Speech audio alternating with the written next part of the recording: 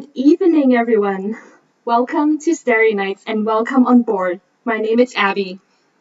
And my name is Zena, and I am so excited that we're finally getting a clear night so we can do this event. Okay, so before we start, we wanted to test our audio. So, can everyone hear me?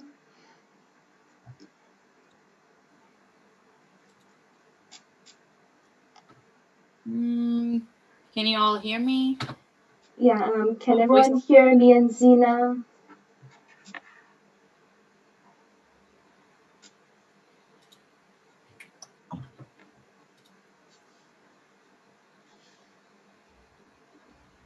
oh.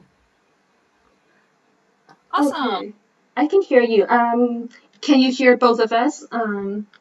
Okay, yes, yes, yes, a lot of yes. Okay, thank you. Awesome. Okay, then I would like to introduce our amazing space expert moderators and friends. We have Matthew, Indira, Karambir. They will be interacting with you through the chat box. Okay, Oh, so and also I want to add on. So Abby is going to be the captain of the ship. She is Picard for the night, and I will serve as her number one Riker. This is for you who are Star Trek fan. Woohoo! okay, so maybe let's get started. So let's go our first stop. So we're now going to Mars. Oh, awesome! Yay, Captain Abby, take us to Mars. Okay, so yeah, right now we can see this dot, this red dot here, it's Mars. So yeah, we're really sorry that there are a lot of campus lighting out there. So this is the glare that you can see. That's from the east side of the campus lighting. I So like that it's red. I guess that tells you that it's Mars. I yeah, wonder if we can increase the volume. which The zoom, volume? like sorry, not volume. I apologize. Magnification. Like if you go to the zoom, maybe make it bigger because it's at 20%. Maybe we can make it bigger. Okay, yeah. So Sina, tell us like about your Mars dream. Why do you want Oh, to live on Mars? oh man, that again. Okay. All right, fine. Yeah, there was a time in my life where I wanted to, or I was thinking about the idea of living on Mars. And I was thinking about like how, like, what would I miss about Earth? Or like, what's the difference between living on Mars versus Earth? And one of the things that came to mind was the sky, because on Earth, the sky is blue. But if you were to live on Mars, the sky is pink, which I find very interesting. And I think someone mentioned earlier it's because there's a lot of iron oxide on Mars, and that's why it gets reflected and it becomes into the atmosphere, and that's why we have a pink sky. But you know what else I found out interesting about living on Mars, or if you were to live on Mars? The sunsets are blue. Isn't that amazing? Oh wow, that's really amazing because on Earth you have blue skies and red sunset, but on Mars it's a reverse. So that's really interesting. And that's actually because Mars atmosphere and Earth atmosphere varies a little bit, so that's why the lights are refracted in different ways. So on Earth you have a redder sunset, while on Mars you have a more blue sunset. Okay, that I learned some. That's actually very interesting. I'm trying to picture like a blue sunset or like a shades of blue because in on Earth we have shades of red. Like you have it's a shades between like the yellow, the orange, the amber, and the red. So I'm assuming with on Mars is gonna be shades of blue. Maybe there'll be even green in it. I don't know. I'm just trying to imagine what it's like to have a bluish sunset. I also Yeah. think about like if you were to live on Mars, the year will be way longer than on Earth. And I also think about the moon. So the idea of having two moons is really just, I find it so fascinating. So that's also another reason why I thought I was thinking about like what it's like to live on Mars because it has two moon. And all I think about, wait, if there's two moon, does that mean we're going to get a double solar and lunar eclipse? That's something we are not sure because we haven't really been able, like at least for me, I'm not quite sure about the orbit of Moon around Mars. But something that it's very like that it's something would be different. It's that Mars's moon it's really irregular in shape, unlike the moon that we have around Earth. Like the one we have, it's more round, so it covers the sun. But the one on Mars, it's actually like a potato shape. So when maybe next time when you look at a solar eclipse on Mars, it might not be really complete because you see a potato shape in front of your sun. So that's something that I'm thinking Nice. I about. love it. Potatoes in the sky. I love that. Potatoes of the sky. That's what's gonna be the motto on if we were to live on Mars. Look at this. Yeah, Potato number one, potato number two. yeah, Oh, and so this actually, is interesting. So you're saying we don't get to see a solar eclipse because they're so small. So it's likely going to be more of a transient across the sun. It yeah, won't be not like our moon where it's going to be covering the sun, depending where it is across the Earth. That's yeah, actually, but then right, you it you is. still get a lunar. Oh, sorry. Go ahead. Oh, right, it is. But I would say like Mars is also a great choice for a living because Mars has a very similar tilted axis as Earth, so you wouldn't really have really significant differences in between the seasons, like on Mars and on Earth. So it would be pretty similar, actually. Oh, that's good to know. That's good to know. So you know what? Yeah. I might actually consider going to Mars when they ever open that. If they open flights to go to Mars, maybe no, I'll consider it. Yeah, we'll all go to Mars. There you go. Okay. Talking about lunar eclipses. So there was a lunar eclipse 2 days ago on May 26th. Sorry, and it was in the morning around 4 a.m. Did you see it? No, I wasn't able to see it because there are lots of clouds in Vancouver, but I do have friends around the globe that they did send me a picture and it's actually really interesting. So yeah, it's kind of sad that we have clouds again in Vancouver, but it's Vancouver. I feel like it's kind of expected. Well, I but know, right? Oh well. yeah. But it's kind of interesting. I know that talking about like the eclipse because when I think about a lunar eclipse, the lunar eclipse that we have on Earth, they are orange, red, and this makes me think about why is it the orange red? And then when I was reading about it, it's actually they say that the light the lights that's reflected on the atmosphere of Earth during sunset and sunrises, it's actually reflected back on the moon. That's why we get so it's all the sunset and sunrises in the world or on that side of the Earth is reflected on the moon when the moon is in the shadow of the Earth. That's why you see that orange red color. Yeah, it's definitely a really beautiful astronomical event. So I definitely would hope we are able to see the next one. Wait, hold on. I just thought about something else. So if we are on Mars and the sunset sunrises are blue, so that means the lunar eclipses will be blue? That's how I think about it. I'll Wow. have to find I out. want to see lunar eclipses on Mars. There's gotta be somewhere. And sunset and sunrises. I think that would be so cool. Yeah, it Oh, is. So maybe we can fly to our next target. So actually, I was also thinking, so people who did miss the lunar eclipse 2 days ago, there's going to be another one in America. It's coming up this year. It's actually on November 19th, but it's a partial one. But still, we got something. And also, if you want to see a total lunar eclipse, it will be next year, same month. It's going to be May 16th. So something to look forward to if you're, fascinated about lunar eclipses. yeah. So do you want to fly to the next target? Absolutely. Yeah. What's our Yeah. next target? What's our next destination, actually? Our next destination will be looking at Dead Star. Oh, okay. So here's it. You're saying we're gonna go back in time to witness a death of a star. What is that star? So that is actually more like a sun-like star. We didn't know the name because it's dead, but yeah. So looking at a nebula. Oh, okay. So the ones we're looking at, I'm seeing on the catalog. The one we're looking at, it's called M57, the Ring Nebula, and we're actually gonna go back 2,000 years in time. So we're going back 2,000 years ago.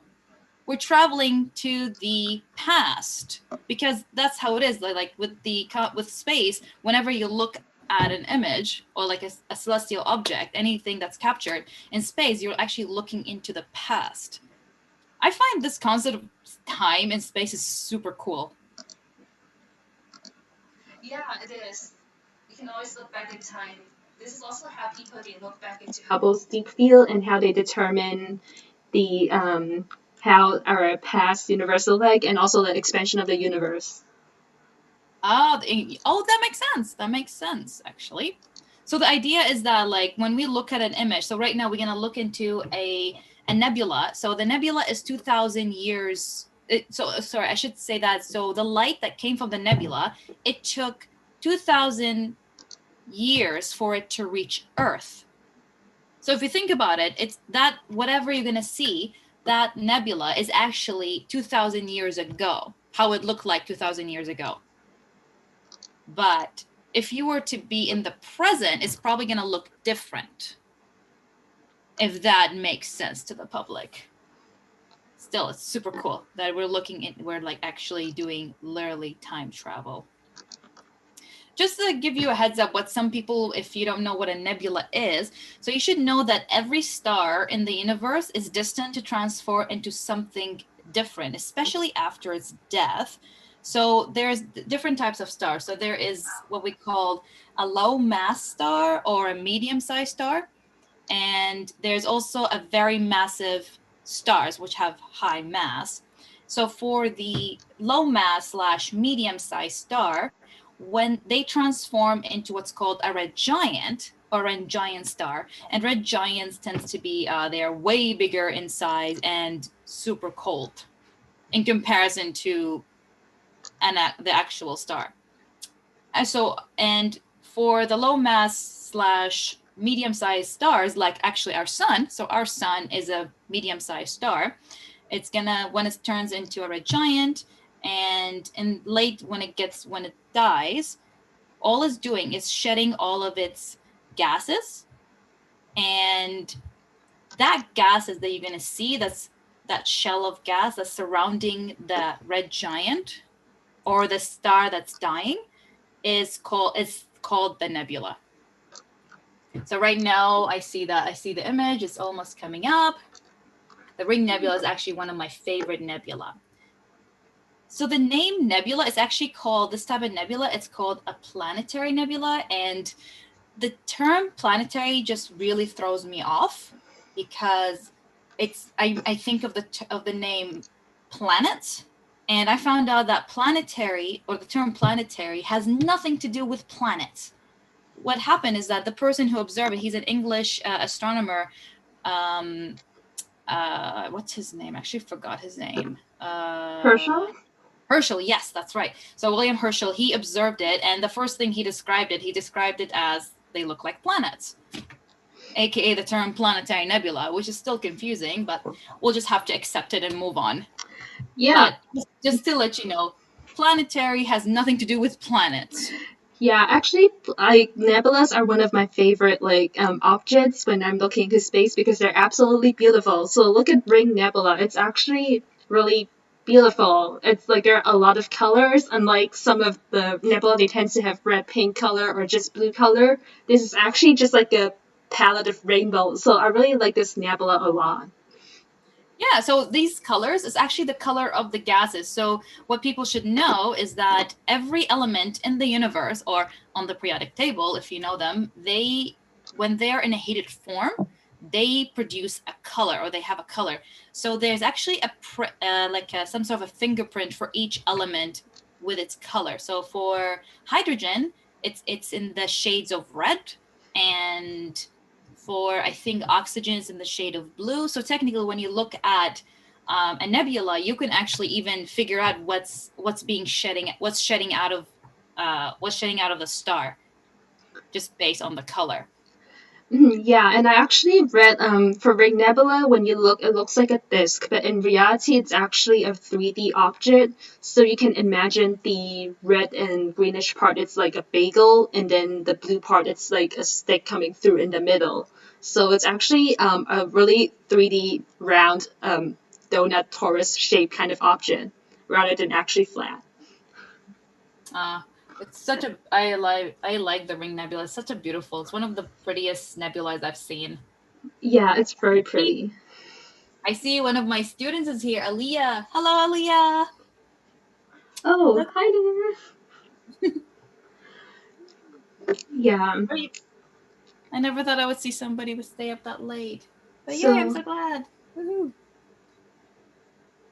Alrighty. yeah. So going back to the talk about the stars. So here's the thing. So with after the red giant, the star will, so for a low mass star like our sun, so the sun will turn into a red giant, and then after the red giant, it will turn into what's called a white dwarf. And a white dwarf is simply the remnant of the star, and it's made of it's just like a composition of carbon and oxygen. That's what a white dwarf is. Wow. Yeah, that's really interesting. So And basically, when I think about it, somebody said that I was reading on it, so a white dwarf is simply a giant diamond the size of Earth in space. mm-hmm. Just super cool. So somebody Wow. maybe one day, if we can travel through space, we can maybe do white dwarf business. Well, I would be really interested in that. Right. Oh, okay.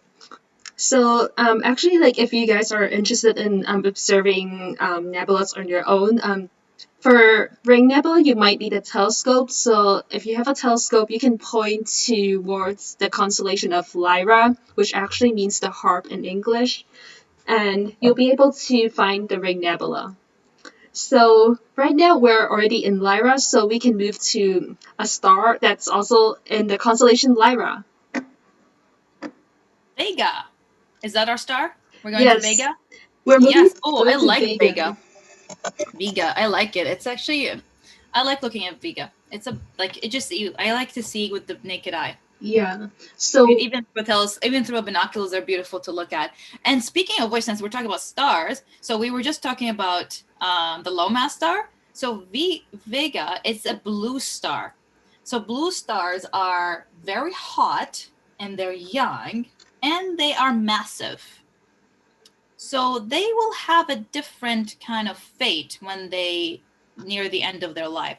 So Vega will probably turn into a red giant, and then a red giant will become what's called a super red giant. And then after a super red giant, it will turn either into a neutron star or a black hole. Wouldn't that be cool? Where are you still trying to figure out where Vega is? oh, we're in Vega, I believe. Nice. So here's something interesting about Vega. So I learned that in 10,000 years from now, Vega will become our new Polaris, the new North Star. So that's going to be, so in 10,000 years, that's going to be from now, that's 12,000, the year 12,021. Yeah, make sure you tell your kids, and their kids will tell their kids, so when Vega becomes the North Star, so they are aware of it and they don't get lost in the sea. Yeah, so this is because this is actually subjected to precession because Earth's axis will actually move every other few tens of thousands years. So this is something supernatural and actually indeed in the future you might see Orion in the summer and you might see Vega and other summer constellations during the winter time. So Vega is also one of my favorite because that's one of the star that I learned about when I first learned about stargazing. So I think it's a really awesome star to me. It is. I like it. I think even when we're doing spectroscopy research, and we always have to calibrate using a star, and I remember Vega was the standard star because it has a luminosity of 1, I believe. Mm-hmm. Maybe Matt can. I think Matt was part of that research. Maybe he can back me up on this. Yeah, so another thing about Vega is that it belongs to the summer constellation. So if you guys are going camping or if you guys are doing some backyard observation, Vega is a really good choice to look at, and it's very easy to recognize, especially in urban places. So during summertime, you might find three really bright stars in the night sky. That it's called like the summer triangle. The Summer Triangle, however, it's not a constellation, but it's asterism. So asterism are things that's set up by people or maybe different cultures, how they observe the night sky. So the Summer Triangle is a really good starting point for people who wants to start learning about stargazing. It's very easy to recognize the three bright stars in the summer night sky. And actually, in between Vega and another bright star called Altair, you'll find a Milky Way if you're in a dark enough place. Oh, that's awesome. I like it. I think you do a lot of I noticed that you do a lot of observing. Where do you go to do those like star observation? You seem so knowledgeable about that. Well, I actually This is not far. That's why I need to know. Where do you go? so normally I actually kind of like play around with my sky map because the weather in Vancouver is not very favorable, so I learned quite a lot of them by just looking at the sky maps in your mobile phone or in your iPad. And when I do observing, I actually do it from my balcony. I start from easier targets. I start from more obvious targets just to get used to recognizing some objects and how it shows up in your binoculars because it definitely looks a little bit different from imaging. So yeah, I just like look from my balcony. I think my favorite experience of stargazing was when I was in Yellowknife. I was trying to catch some aurora, and that was like the clearest night I've ever seen, and I've never seen that much of star in my entire life. So it was a really rewarding experience that I enjoy a lot. Oh my god, I've never seen aurora. That's actually one of oh man, I think there was aurora. There was I don't know how many years ago there was aurora in Vancouver and people were trying to go far away into like complete darkness without, away from the light pollution. I remember I think somebody's mentioned that people were able to see it from Portugal, and I actually drove at night to see it at Portugal, and it didn't show up. It was like so unfair. I came all the way there to see it. Yeah, they can be I hard to think it's always a catch. hit or a miss in Vancouver. You have to be so lucky to see like phenomena. Yeah, it is. So That's actually so cool. Is that what got you interested into astronomy? well, that's not really that moment. Like, I started astronomy. I didn't really start it out with astronomy. I started with meteorology when I was around 5 or 6 because I really just like studying like science. And I got a little bit more ambitious. I think studying something within our atmosphere wasn't enough for me. So I kind of like started reading about like books about astronomy, and I get really interested in it. And I have been reading books and studying about ever since.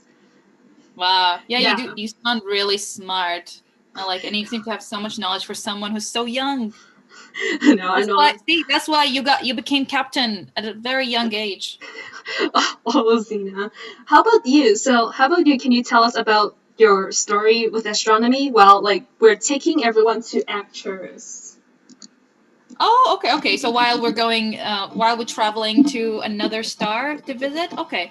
Um, myself, I feel I told this story almost every time I'm hosting, so I hope people are not bored that I'm retelling this story. So I apologize for those who already heard it. It actually started when I was in elementary. I think I was in second grade, and I saw this. I was with my dad in the backyard, and I was looking up in the sky. I was always fascinated by the stars and the moon, so I always liked looking up in the nighttime. And there was that night where I saw a star and it had a tail. That's what it looked to me, a star with a tail. And I asked my dad, "What is that? What is this star with a tail?" And my dad at that time, he didn't know what to call it. Like he knows it's not a star and it's not a meteor. So he just said it's a star with a tail, or star that has a tail. And then later I learned it's a comet. And I learned that there's more than just stars out there.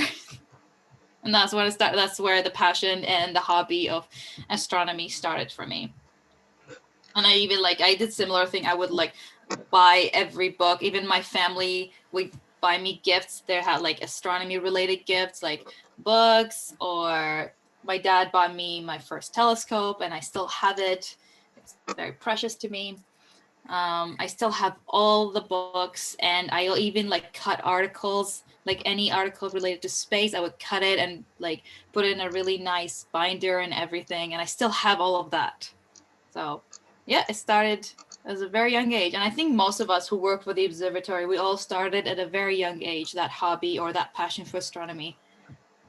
Wow, that's pretty like that's pretty much like me too. Like I started at young age, and I would also cut out all the news article, and I have like a whole album of like news article about astronomy. Like one of them I remember is that like about an observatory discovering a new supernova in the Whirlpool Galaxy. So that was like really cool to me at that time.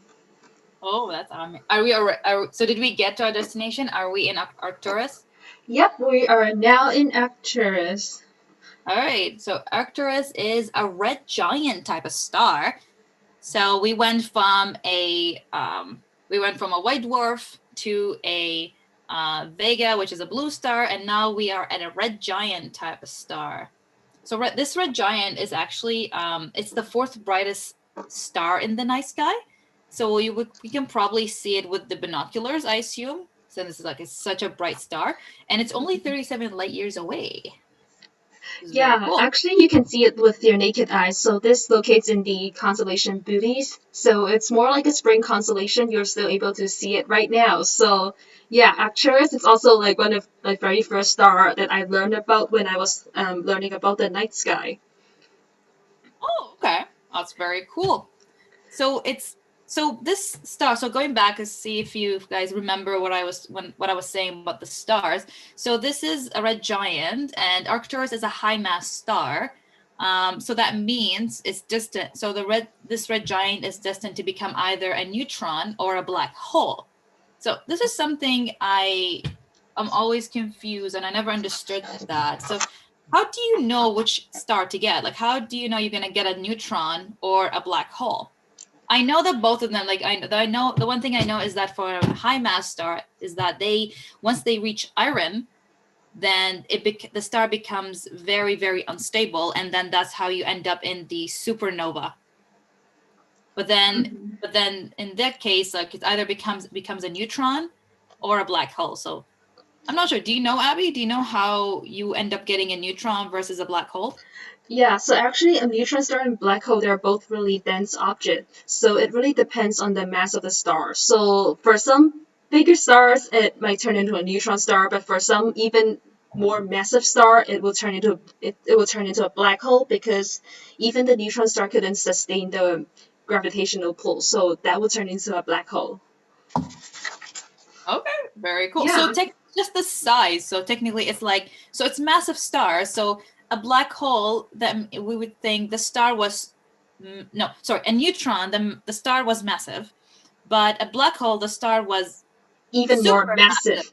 even Yeah. more massive than a neutron. So Okay, that makes sense. So you can say Makes like sense. it's like the big star versus the even bigger stars in an easier Mhm. language. So now I'm kind of curious about this Arcturus. What is it gonna be? I don't know if scientists can predict if a star is gonna be. There's probably a way, like depending on the size, like you said. What do you think Hmm. about Beetlejuice? Beetlejuice would be interesting. I know Beetlejuice one day will explode and light up our night sky. That would be interesting to see. Yeah, that'd be really interesting. Betelgeuse is a winter star, and I would really love to like look at a supernova in my lifetime. It would be so interesting. Oh, for sure, for sure. Alrighty. Would you Yeah. like? Shall we go to the next destination? Yeah, so now let's go to our next destination. So now we're going to look at a galaxy. Oh, we're leaving the Milky Way. Yep, We're going somewhere super far. Hey. we're leaving the Milky Way. You're right. Hopefully this works. Hopefully the campus lighting wouldn't affect the quality of our image. Oh man. I fingers crossed. Otherwise, we have the maintenance team, Jordy. I hope Jordy can help us. He'll fix it. Yeah, so yeah, right now What's you the can see galaxy we're the going to? telescope is slewing to our target.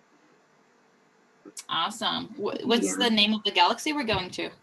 So this is a Messier object, so we're looking at the Spindle Galaxy. So I believe it got its name from how it looks like.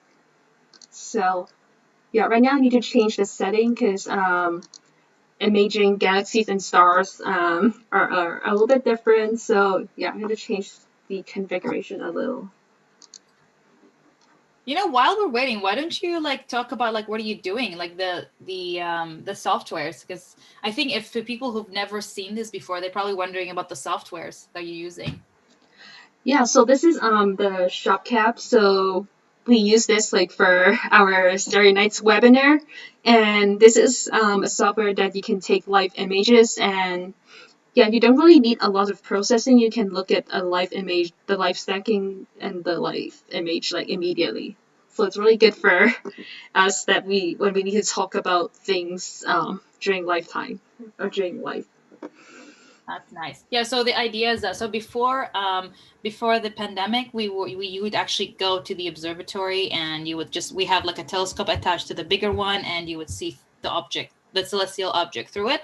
But now we're doing it from the comfort of our home because we can remote control the telescope. But you're probably wondering, how are we actually seeing the objects with the telescope? So there's a camera attached to the like where you would see the telescope with your eyes, and so we're seeing, this is the view of the camera, which is Yes, this is. pretty fascinating that we get to do this from home. It's amazing. There's actually many telescopes around the world you can actually sign up for.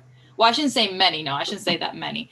I'm sorry. I actually don't know how many telescopes there are out there, but there are telescopes that you can actually sign up, and you can remote control from where you are. I know there's one on the Canary Island. I don't know. I think I think you have to pay a monthly fee for it, but it's there,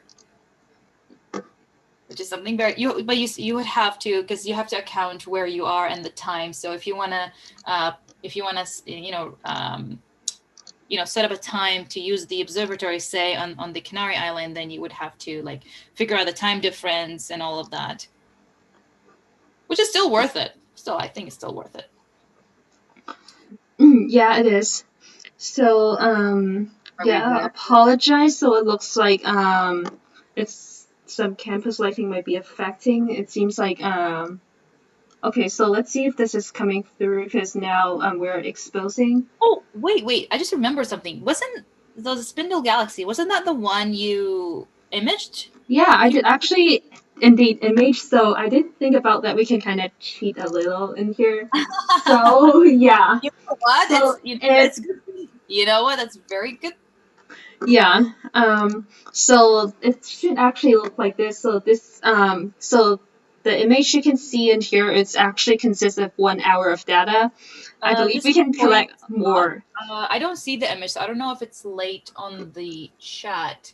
So I don't know if you have to drag it. Yeah, there's a little bit of delay in between, and Because I don't yeah. see it on the YouTube Okay, yeah, stream. it's now on YouTube. Okay, so yeah, you're now looking at the Spindle Galaxy. So I apologize that the camera didn't work, but yeah, this is a Spindle Galaxy, and Is beautiful. You took that? Did you process it already? oh yeah, I already processed it, but this is more like a preliminary process. I'm trying to look if the data is good enough. I believe like we can add a little bit more data to it, and the Spindle Galaxy is a lenticular galaxy, so it's a little bit different from the Spiral Galaxy or the Elliptical Galaxy we're looking at. So a lenticular galaxy, someone likes to call them armless spiral because they do I actually like Spiral Galaxy because of the bulge, but they also kind of look like elliptical galaxy because they don't have a lot of active star formation. So, for example, the Milky Way galaxy, the one we're in, is a spiral galaxy, so there are a lot of active star formation around in the arm area. But for a lenticular galaxy, there are not a lot of these type of behavior existing. Yeah. Oh wow, I learned something. That's actually very amazing. So this is also Yeah. an edge on galaxy. So I always wonder, with because usually you can see the galaxy like face up, and so we can see the shape. But this one, like some of these the galaxy that you showing us, it's an edge-on galaxy. So sometimes I always wonder how can they figure out or how can they tell what kind of galaxy it is? And now your explanation, it all made sense. Very well done. Well done. Yeah, typically, like, let's look at the shape. So another thing that's interesting about the Spindle Galaxy is that you can see, although it's edge on, you might see it's a little bit tilted. I'm not sure if it's clear here, but yeah, it's definitely a little bit tilted. Definitely because back then in time, it might have collided with some another really dense material within the space or collided with some galaxy, so you can see it's a little bit crooked rather than a really straight, beautiful disk in here. Beautiful. I love it. You did a Yeah, good job. Actually, you can't. You said this is the preliminary. yeah, That's amazing. preliminary. I'm thinking of So adding a little bit more data to it. So do you want to explain how, since you did this recently, do you want to explain how the processing of how like this is astrophotography pretty much what you just did.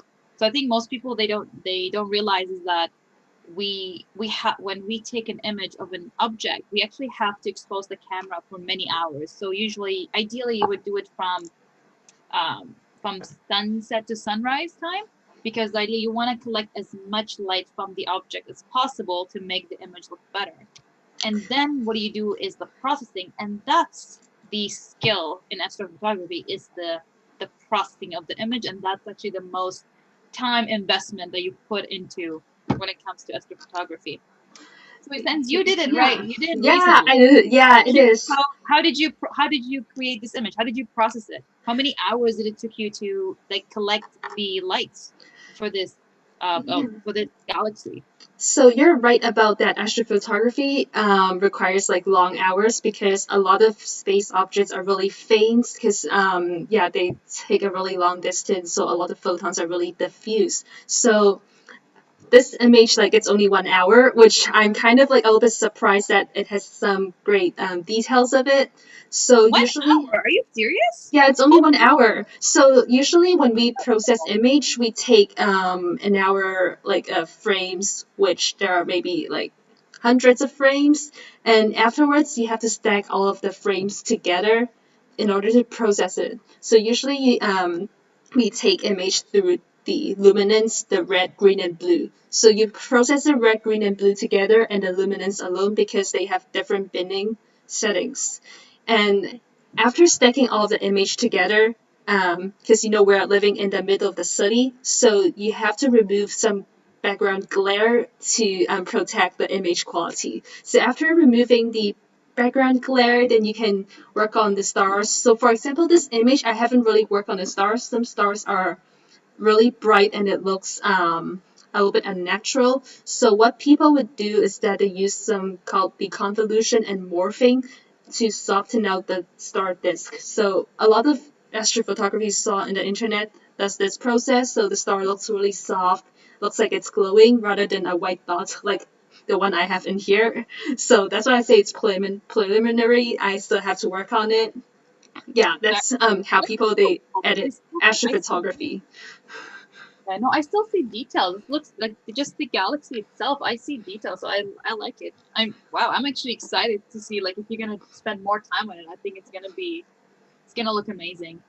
And so I think just to recap, what you're trying to say is that so what we do when we do astrophotography, we're actually not taking one image for the whole night. Like we are actually taking multiple images, and then we stack these images together. And also, one of the nice thing of doing it like that, you take multiple images, is that you can take out the bad images. So sometimes you may have a bird that passes by the camera frame, or maybe a satellite. So you want to take those out. You don't want them to be in the frame of the picture. So you can take those out. So that's the benefit of taking multiple photos instead of just taking one photo, if that kind of makes sense to the audience. Yeah, that makes sense, and definitely, yeah.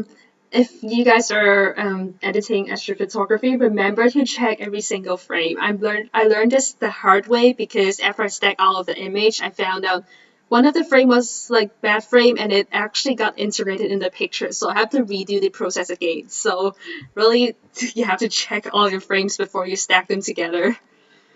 And the real astrophotographers, they actually they process every single frame, that's how time, like how much the time investment comes into it. So some people like me, I like to do the shortcut where I just look through it, take off the bad ones, stack the good ones, and then just process that one.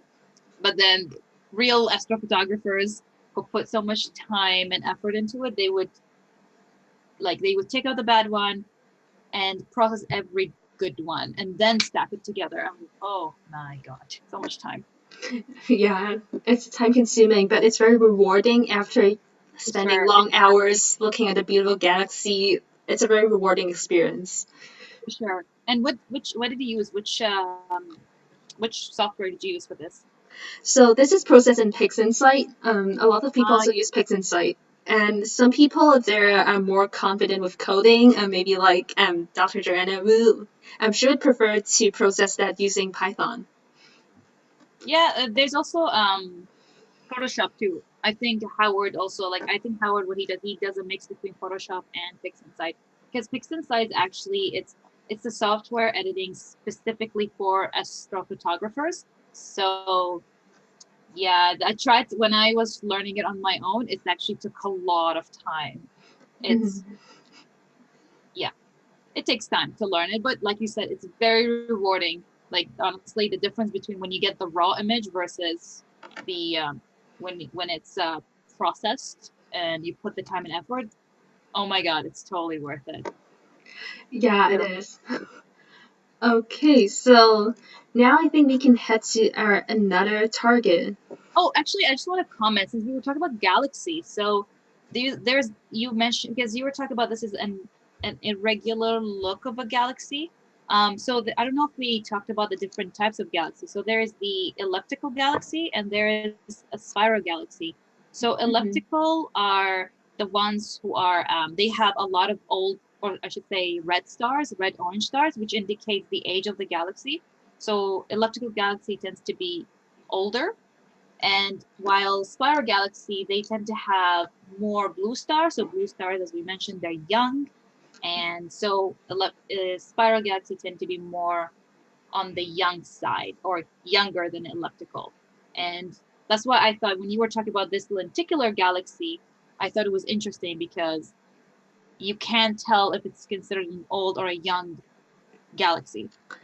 Yeah, actually, I read about it. Some people say Lenticular Galaxy, it's a transitional stage in between an elliptical and spiral, and some said it's a completely different kind of galaxy. So Lenticular Galaxy is still a really newer topic in astronomy, and actually astronomers still have we don't have a lot of knowledge about them. So maybe some of us here in the audience who studies astronomy, or maybe in the future, some of us here might be able to find what lenticular galaxies are, or maybe find more about them. Yeah, if there's any young people, any young audience, maybe if you want to go into astronomy, that could be your research topic. Right? Yeah. And you can study the different types of galaxies. Actually, speaking of that, isn't that Joanna's specialty and research of interest? I think hers is galaxy evolution. Yeah, she is. You know what? You can work in Joanna's lab, and it will be all on galaxy evolution. I'm sure she's gonna be very thrilled, and she probably would love to hear any of your questions, and I'm sure she'll love to talk about that. Yeah, it is. When we talk about galaxies. I hope she doesn't wake up with 200 emails, so. Yeah. The next day, all about galaxy questions. Yeah. Awesome. All right. So before we go to our next destination, I have a fun question for you. If you were to pick a galaxy to live on, what would it be? if you were to move to another galaxy, and this question was inspired when I was playing Mass Effect Andromeda. I don't know if you know the game. Maybe some people in the audience will know that game, but it's people trying to go to another galaxy because Milky Way became unsustainable for life, so they had to find life somewhere else. And in the game, they went to Andromeda. But for you, where do you want to go? If we had to go pick a galaxy. If I were to pick a galaxy, I wanted to live in Whirlpool Galaxy because I think living on Whirlpool Galaxy gives you a lot of interesting to image and to like take astrophotography. Looking at people's Milky Way pictures are really nice, and I really like to have an image. If we are on the Whirlpool Galaxy, seeing like that, there's an interacting pair of galaxies. I think that would be really cool to me. Wow. So, I see. So you would like to go see where there is a merging galaxy, because that's what the Whirlpool is, a merging galaxy. That's actually interesting because the night sky would look different. You know what? If you're really into merging galaxy, you should check out the Antenna Galaxy. They're like so merged. It looks like a heart. And I just see someone. I have my colleague Dean. Hi, Dean. It's good to see you. That's awesome. Yay. So good to see fellow colleagues. For me, honestly, if I were to pick a galaxy, I'm just gonna stay local. And when I mean local, somewhere nearby. I'm sticking to Andromeda. I think Whirlpool is too far away, too much unexpected, Yeah. Just keep it simple. Try the nearby ones. Andromeda is cool. And actually, Matthew, who is he's one of the moderators, he actually imaged Andromeda. So check out his image. I'm sure he can show it to you.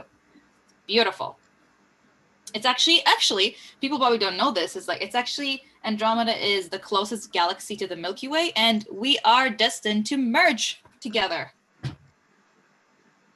in 100 billion years. So you should also let your grandkids know about this, so they can let their grandkids know about this, and so on. Put it in your journals, so they would be aware of it, that our night sky would look different in 100 billion years or 10 billion years. That makes sense. Okay, now let's go to our next destination. Where are we going? Are we leaving the galaxy? We're coming back to our own galaxy. Oh, yay! We're going back home. We're going back to the Milky Way. I like it. I miss the Milky Way. Yep, we all do. It was nice seeing an irregular looking galaxy, but I think I kind of miss home. Yeah, I hope I get the right one.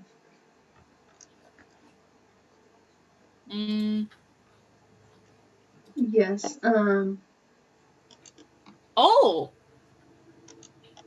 What? Oh, I did see it. Is it gone? Here, it says it's hidden in the line. What do you mean? I thought I saw it. I thought you had the stars. Yes, I had the stars. So, to be honest, I'm not sure if we're looking at the right thing because there's no automatic zooming for the thing we're looking at, but we're planning on looking at this called the double star. Double star? Yeah. What is it? Oh, I see it. Epsilon Lyrae. Yeah. Oh, that's a very cool name. I'm assuming this is in constellation Lyra. Yeah, it is. It's also in constellation Lyra. So when you say it's a double star, I'm I'm gonna just predict this is actually, we're looking at two binary systems, and so two binary, so that means there's 4 stars in there. Is that why it's called a double star system? Yeah, that's because it is. That's how it got its name. So this is very interesting because if you're looking into the single star, you'll only see if you're looking with naked eye, you'll see a single star. But if you're using binoculars, you'll split it into 2 stars. And if you're using some really high-end telescope, you actually see 4 stars. So that's the 2 stars in binoculars splitting into 4 stars. That is actually very cool. So where can you see this double binary system? So for double, you'll be able to look at it's actually really close to Vega, so you can use Vega as a starting point to search for the stars. So it's also in Constellation Library, and I actually looked at myself last year using my pair of binoculars. It's very beautiful. Okay, I think Matt is just trying to let us know that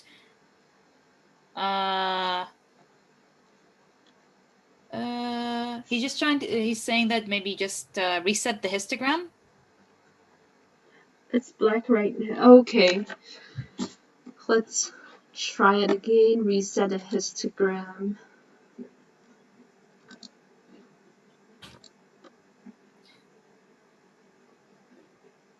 I think one of the things is that the audience should know that we are actually, what's happening is that we are using our computers to control the computers on the observatory. So that's why there's like, it's kind of slower than usual when we deal with it. Yeah, and it's my first time taking full control of streaming and also controlling the telescope, so I'm so sorry if something didn't work out. You are doing a great job, Abby. You're doing amazing. That's why she got promoted to be Captain Picard, and I'm only number 1. I love Riker, so. Yeah, I think this is the double star, so still not able to. Oh, yeah, that's way better. Is that I think that's the glare from the lights that's outside the observatory, which is unfortunate. I guess that didn't get resolved. Yeah, there are like quite a lot of campus light on right now on campus, so I think like we're not able to look at quite a lot of stuff. Oh, this is better. Okay, you're doing it. Good. Yeah, so now you can see I'm doing the colored channel, try to balance out the red, green, and blue. There you go. Yeah, it's actually a really good. I like it. It's a very beautiful pair of double stars. So they are actually quite separated, so that's why you can look at it with your binoculars. Unlike something we have seen, unlike what was that one? Albireo. Like Albireo, like that we have seen maybe last summer. So that's even more closer to each other. So it's very hard to resolve with just binoculars. So you might really need a telescope to resolve that. But for this pair of double, it's easier to resolve with binoculars, and it's an absolute gem in binoculars. So if you have a pair of binoculars, definitely go see it with it.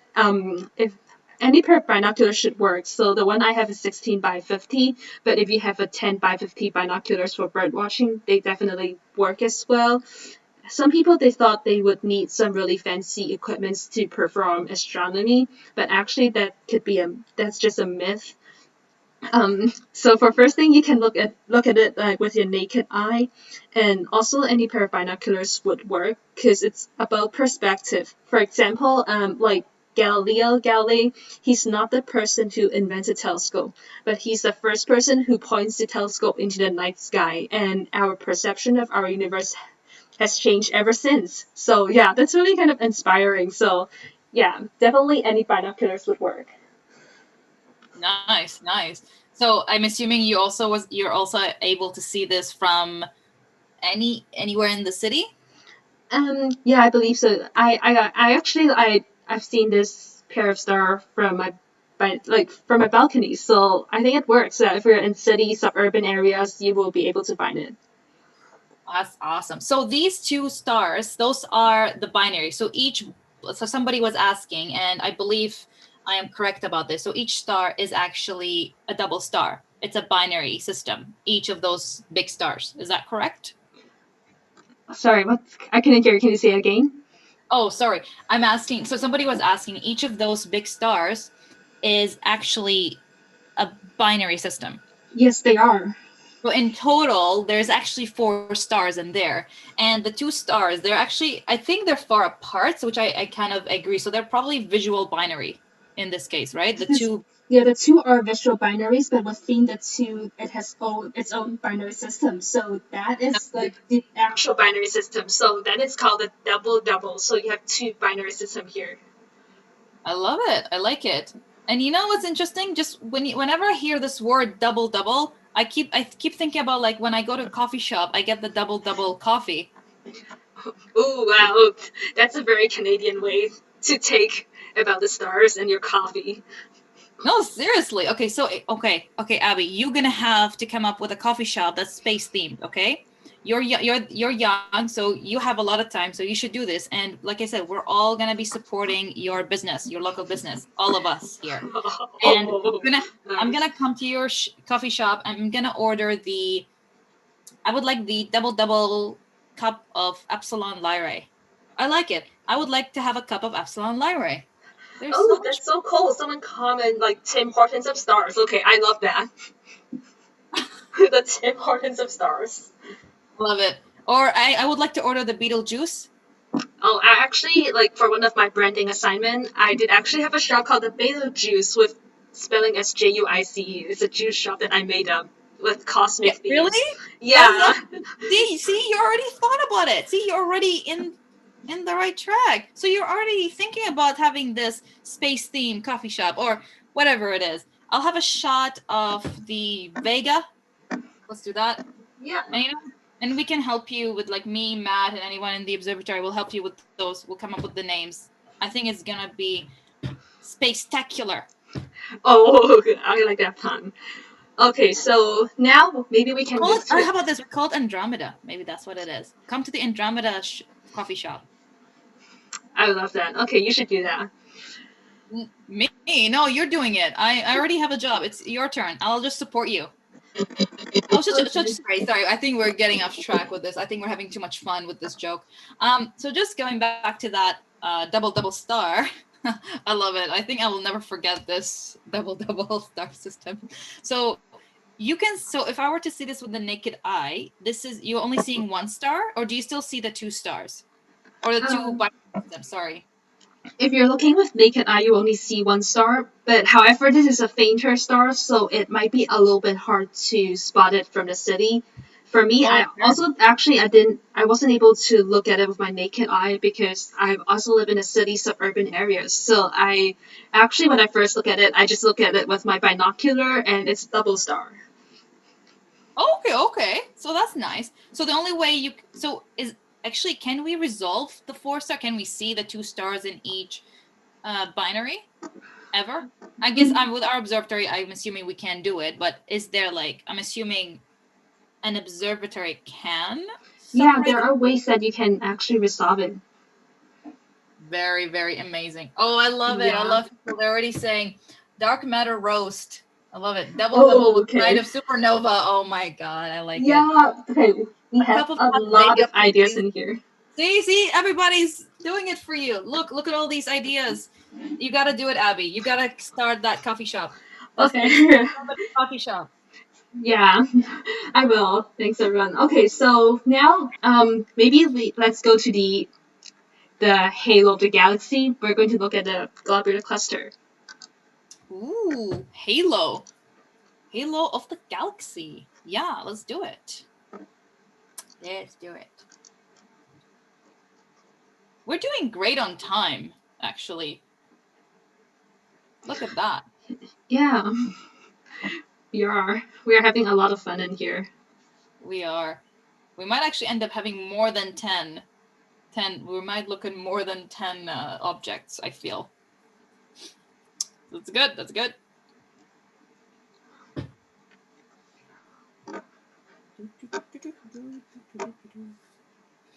Alrighty, how's everyone doing?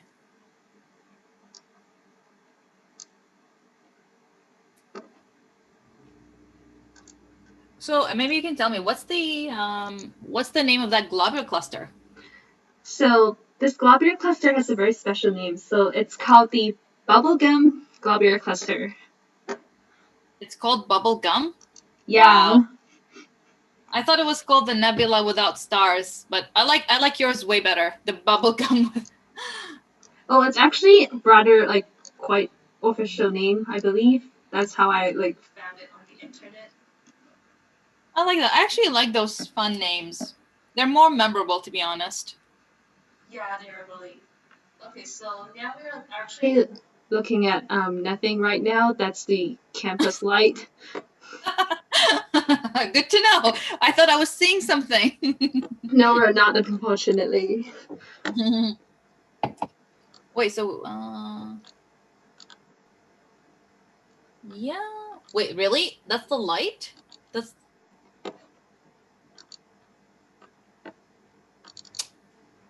You can do it. Yeah. Work your magic, Captain.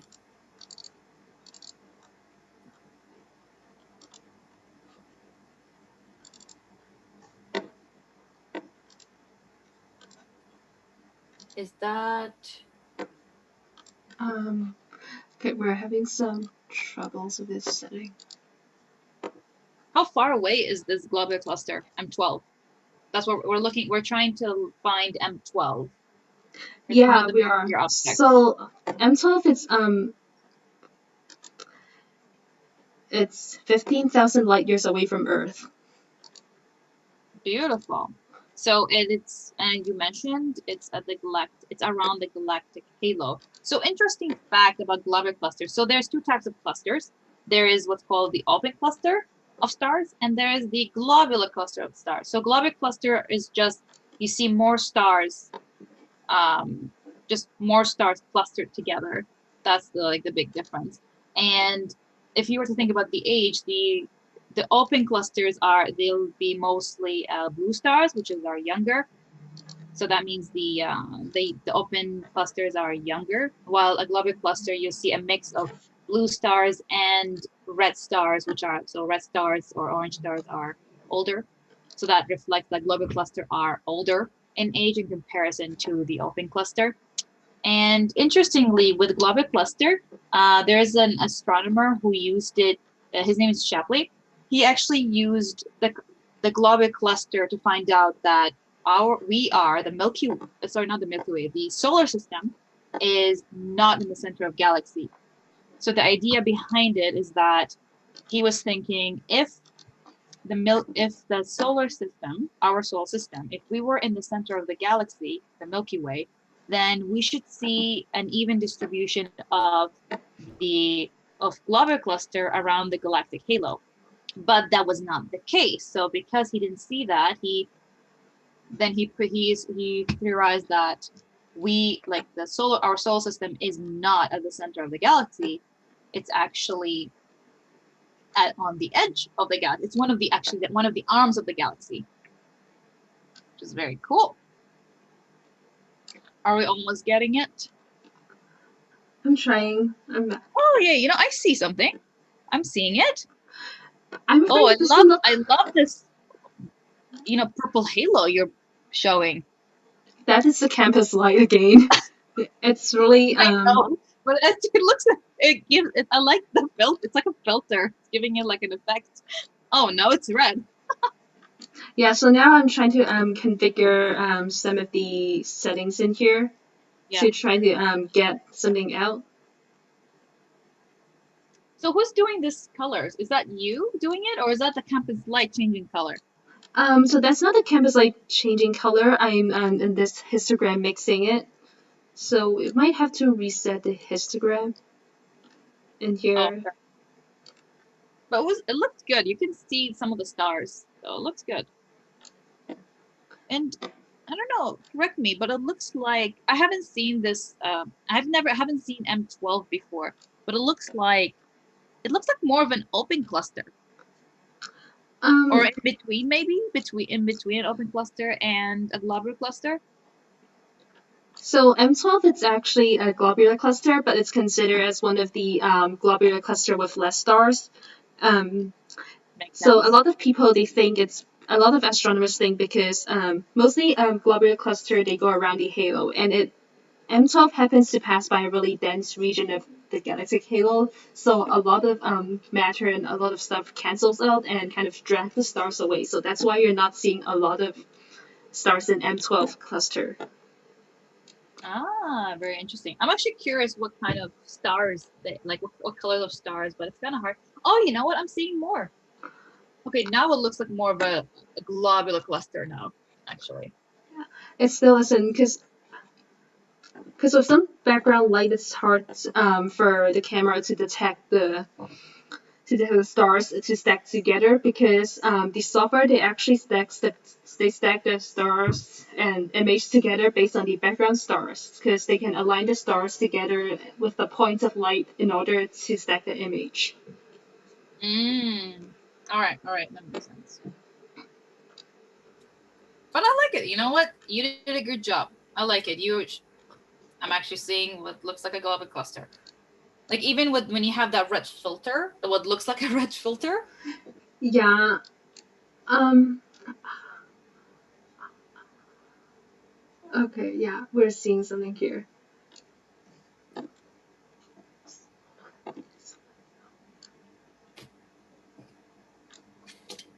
We're definitely.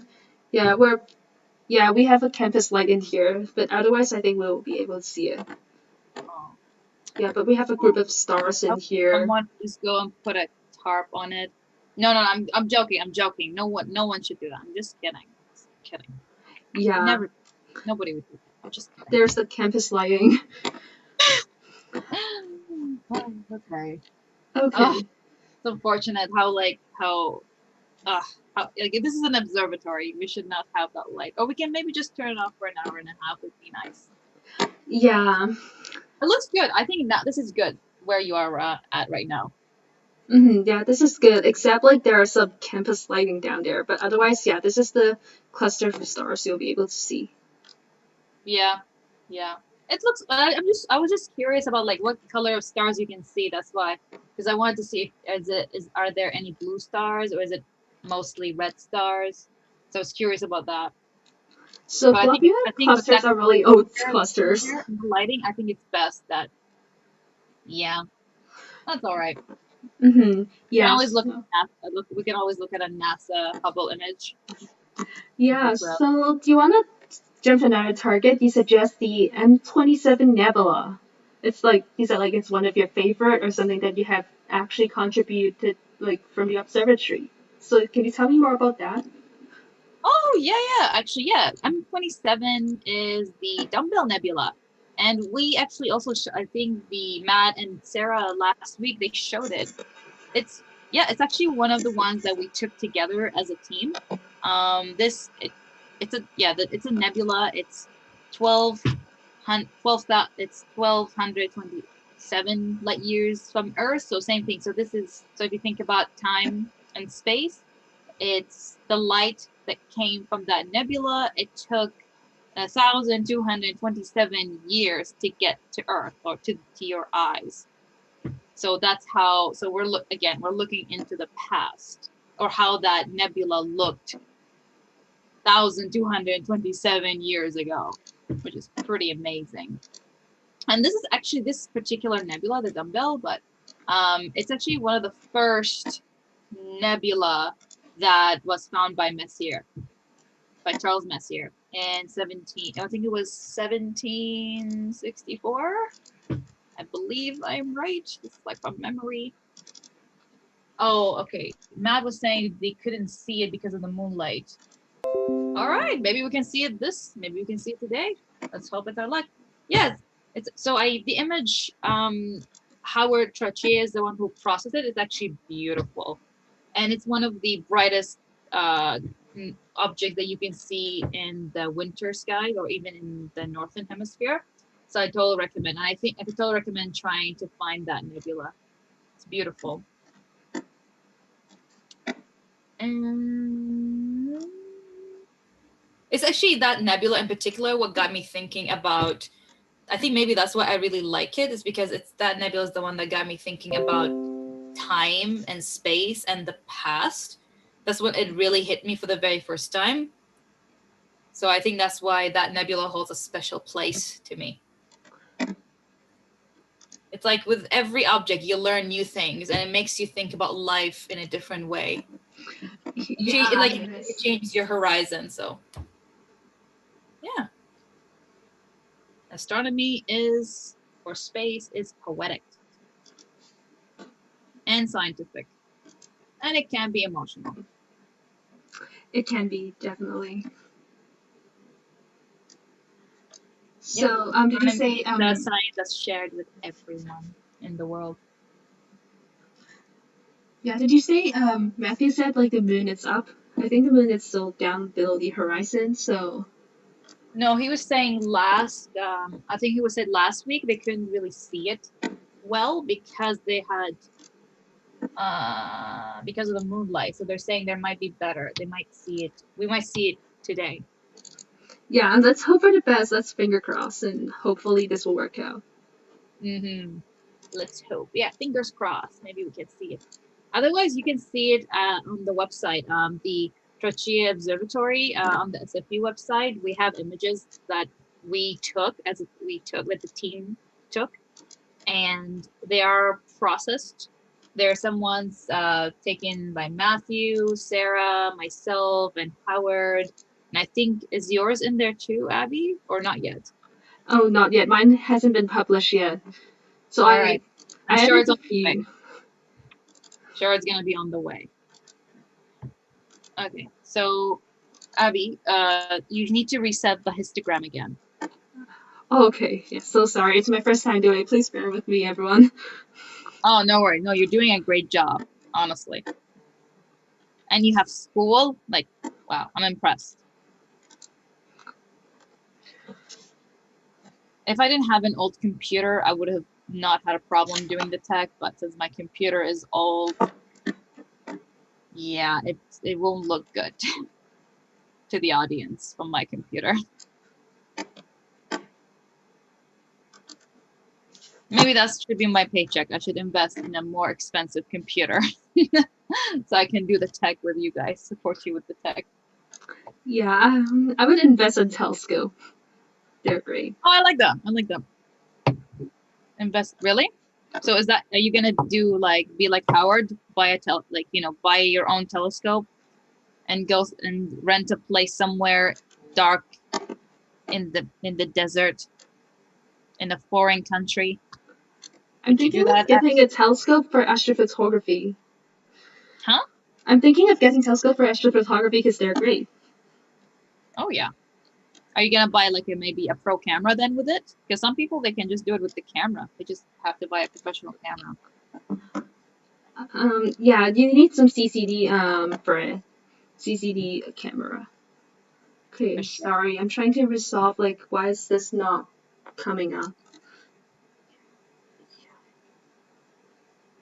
This is also normal, by the way, guys. This is so normal when it comes to astrophotography. When you try to image capture, you always deal with the weather, the light pollution, the clouds, the birds, the satellites. You deal with everything. And the tech, of course, is always going to be the tech. Yeah, the tech is different. How about we do some space jokes? Maybe people can put it in the chat. Let's have some space jokes. Let me see if I can find one. Oh, I like this one. I have a space joke, guys. What did Mars say to Saturn? Give me a ring sometime. That's so funny.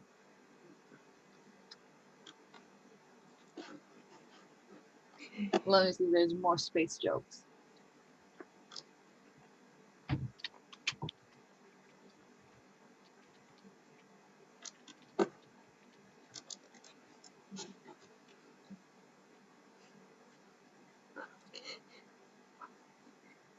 Would you do this again, Abby? Oh, I will, definitely. Yeah, Fine. just inexperienced with this.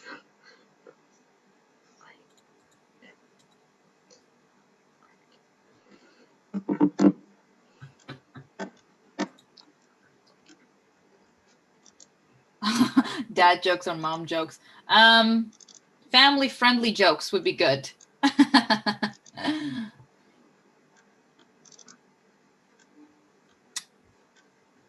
Trottier jokes. Yeah, okay, so yeah, I have verified that we're now in the right position.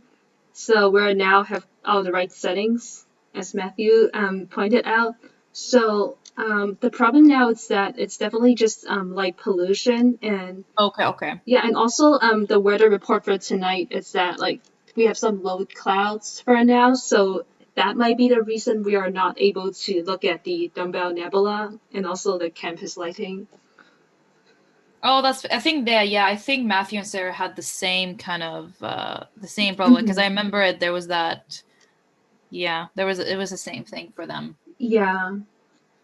So okay, that's fine. That's fine. They can always look at the prettier ones from the SFE website.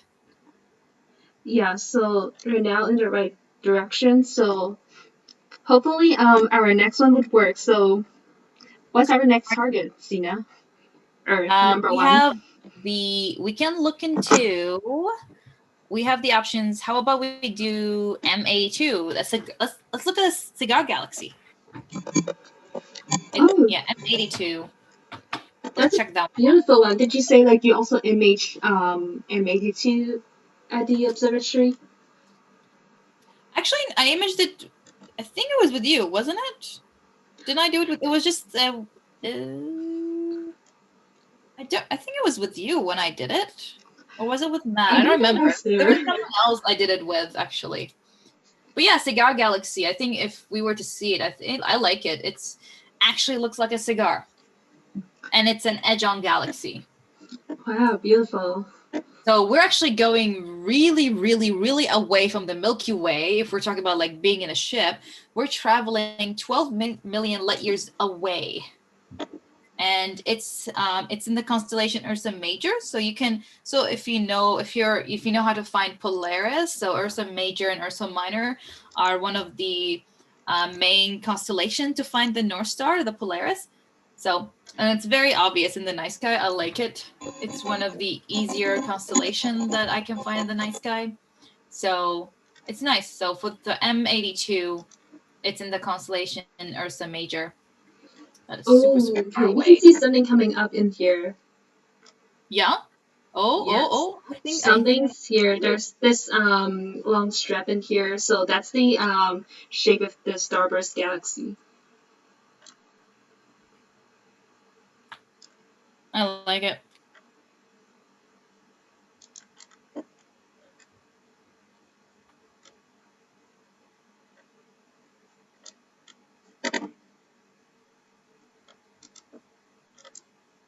I like how you so the interesting thing about like when you have an edge on galaxy, you can see the what's called the jets of energy that comes out from the accretion disk around the black hole.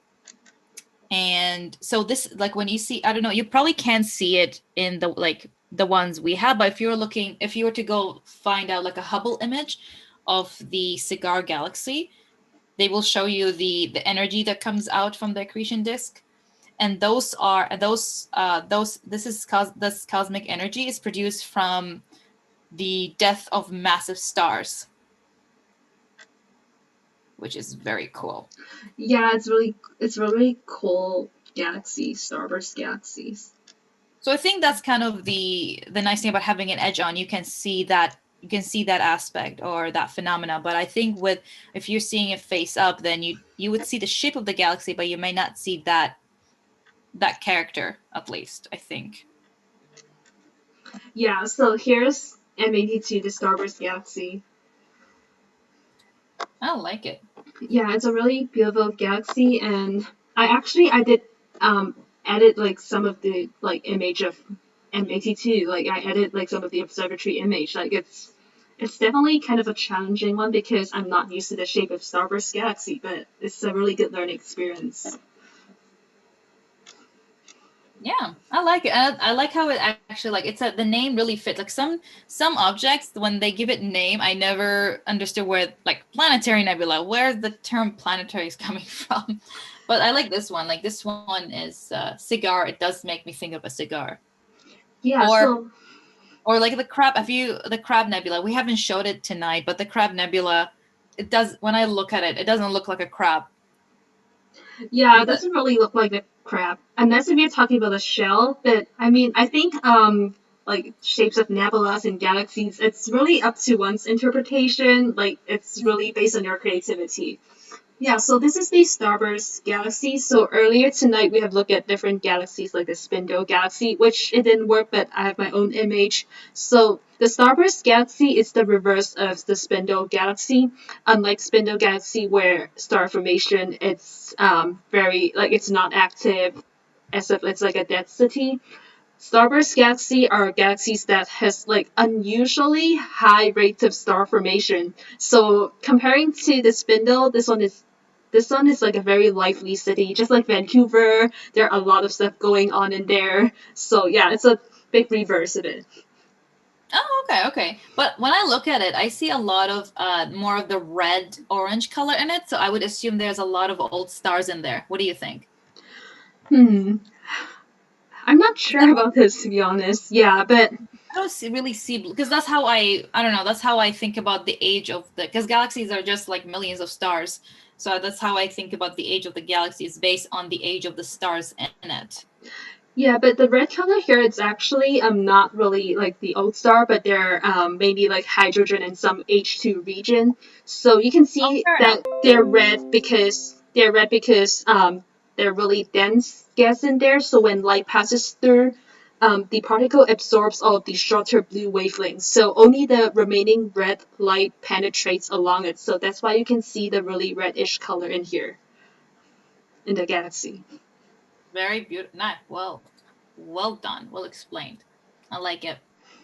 It has. There's also I think it has. M82 has a neighboring galaxy called M81. I actually don't remember what that galaxy looks like.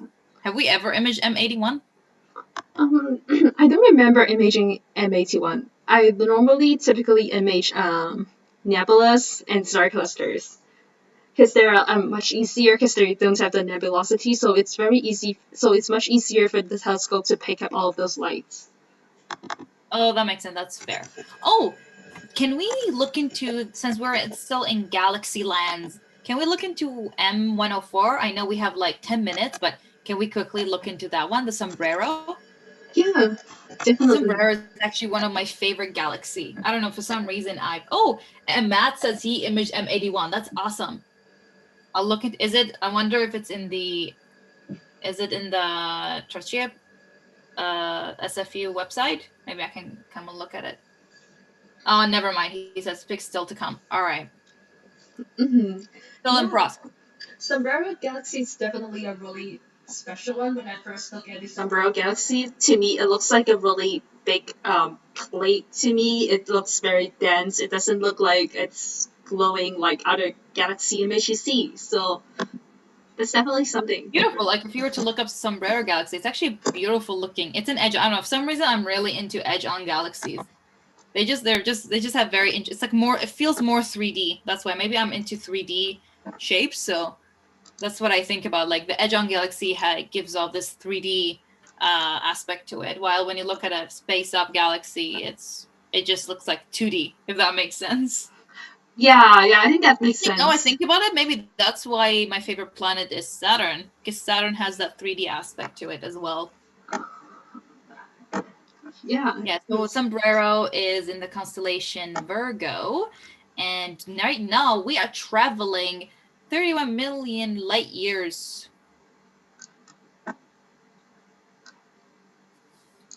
Man, we're so far away from home right now.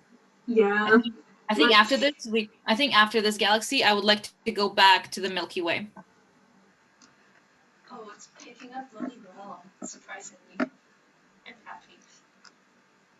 Let's not jinx it. Knock on wood. Yeah, I see it. Yeah. Oh, that is okay.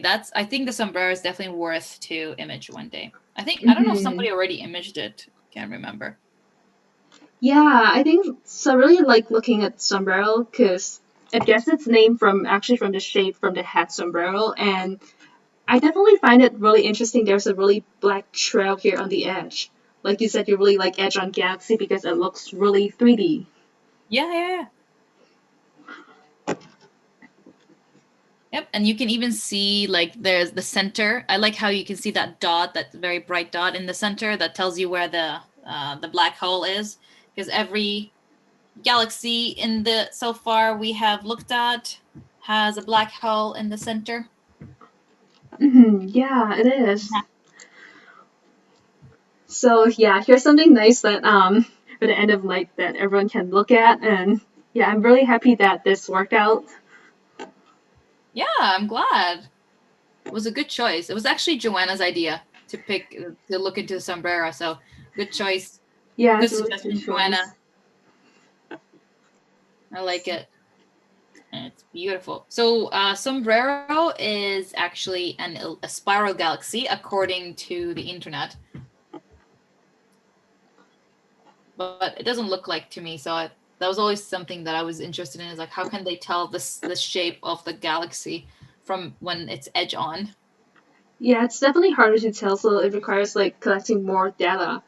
And actually, something interesting, like I was like, we decided to do sombreros because we mentioned about globular cluster and Sombrero Galaxy. It's one of the galaxy that has more globular clusters. We don't really know why, but yeah, it has a lot of globular clusters. So that's something I find interesting because I really like globular clusters. They're like fun to image, although like harder to edit. I'm actually now working on and I'm now working on the data we have for M2. You know, if So you really love globular cluster, you should check out M13, the one Howard process. Actually, the first image I ever took, my first imaging with the observatory was M13, but Howard's the one who processed it. It's gorgeous. yeah, it That is. process 13. Hold on a second. I'm not sure. Okay, there be some internet issues. Oh boy. No, please don't tell me we have internet issues. Okay, yeah. Okay, let me check them. Can everyone still hear us?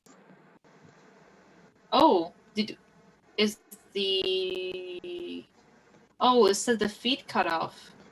Yeah, I'll just cut out. Okay. Oh, because it's almost 11:30, so I don't know if we were supposed to cut out. Are we cutting out at 11:30? So maybe we should just say our goodbyes right now.